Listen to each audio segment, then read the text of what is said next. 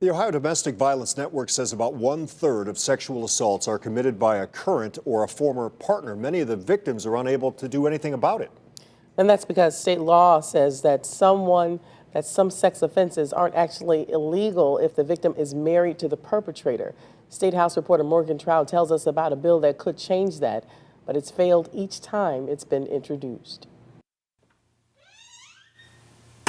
Ohio is one of 12 remaining states that hasn't made this crime illegal. So we can remove ourselves from that list. Lawmakers say having a marital rape exemption law is a stain on Ohio's history and potential future. Republican Representative Laura Lanise and Democratic Representative Kristen Boggs from the Columbus area have been working for years to eliminate a loophole in state law. Currently, forcible and violent rape is illegal for everyone. However, purposely impairing someone's mental state or waiting until they are unconscious to assault or commit other sex crimes against them is legal for married couples.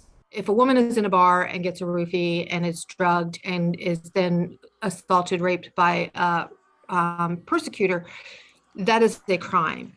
Now, if that same gentleman happens to be her spouse, it is not a crime.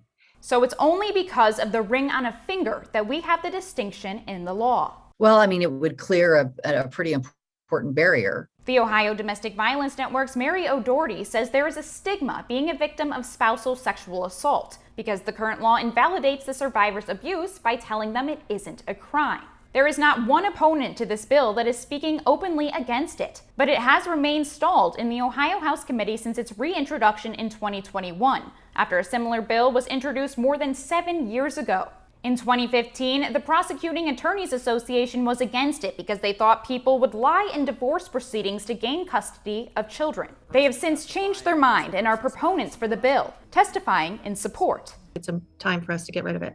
It's been nearly a year since the last hearing for the bill. At the State House, Morgan Trout, News 5.